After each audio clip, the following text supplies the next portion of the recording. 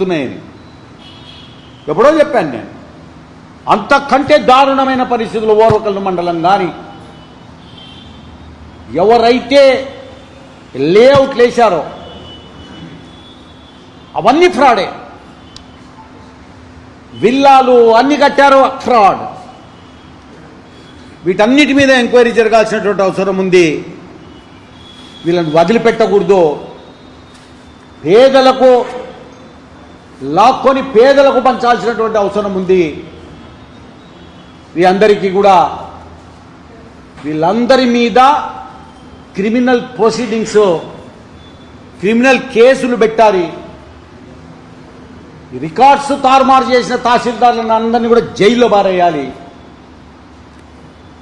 Recover చేయాల్సినటువంటి అవసరం ఉంది వీళ్ళందరి దగ్గర.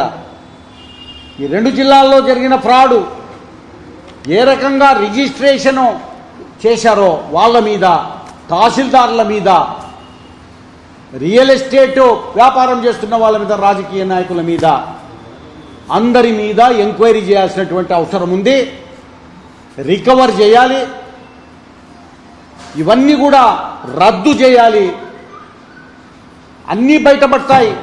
సర్వే నంబర్లు కానీ అంతకుముందున్న సర్వే నంబర్లు ఏంటి అని ఉన్నాయి రికార్డు. కలెక్టర్ గారు ఇచ్చినటువంటి ప్రొసీడింగ్స్లో ప్రొహిబిటెడ్ లిస్ట్ ఏదైతే ఉందో అది ఉన్నాయి. ఆ ప్రొహిబిటెడ్ లిస్ట్ ల్యాండ్ ఇది అని అంటే దానికి ఇంకో సర్వే నంబర్ ఇచ్చి రిజిస్టర్ చేసి పారేస్తే ఈ దొంగలు ఎందుకు దొరకరు అని నేను అడుగుతున్నా. మీకంతా కూడా నేను దీనికి బాధ్యత అంతా కూడా జిల్లాలో, ఉభయ జిల్లాల్లో ఉన్నటువంటి ఆనాడు ఎలక్ట్ అయినటువంటి వైఎస్ఆర్ కాంగ్రెస్ పార్టీ అధికారంలో ఉన్నటువంటి వాళ్ళు, అదే రకంగా రియల్ ఎస్టేట్ దందా చేసి లేఅవుట్లు వేసి ఇప్పుడు కనపడుతుంటాయి బోర్డులు, అవన్నీ సీజ్ చేయాల్సినటువంటి అవసరం ఉంది. పాపం కొన్న వాళ్ళు నాశనం అవుతారు ఈడ.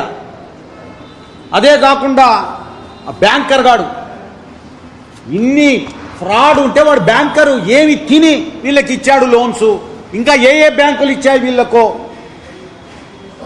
అది కూడా బయటికి రావాల్సినటువంటి అవసరం ఉంది.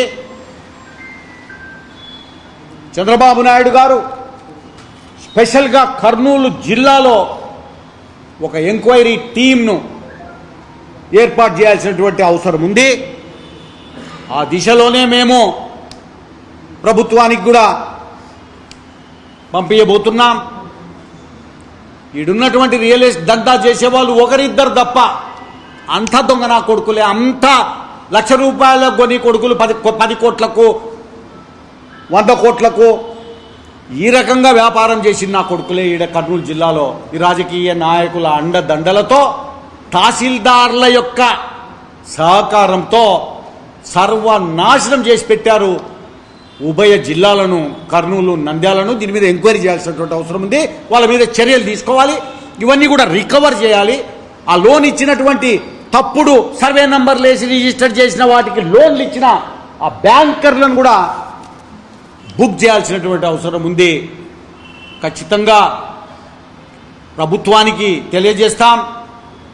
ఈ బ్యాంకర్ మీద రిజర్వ్ బ్యాంకుకు, అదే రకంగా మిగతా ఎక్కడెక్కడ మేము కంప్లైంట్స్ ఇవ్వాలో, ఎక్కడెక్కడ వీళ్ళు చేసిన ఫ్రాడ్ను ఈ బ్యాంకింగ్ వ్యవస్థలో జరిగిందో వాటన్నిటిని కూడా పిటిషన్స్ పంపిస్తాం. పక్కాగా యాక్షన్ తీసుకునే పరిస్థితి ఉంది. ఇంకా ఓర్వకళ్ళు ఇవన్నీ కూడా బయటపడతాయి. మరి ఇంకొక ప్రెస్ కాన్ఫరెన్స్ పెట్టి అవి కూడా బయట పెడతాం. ఇవి ఇక్కడ ఉన్నటువంటివి మీకు ఎగ్జాంపుల్ మాత్రమే.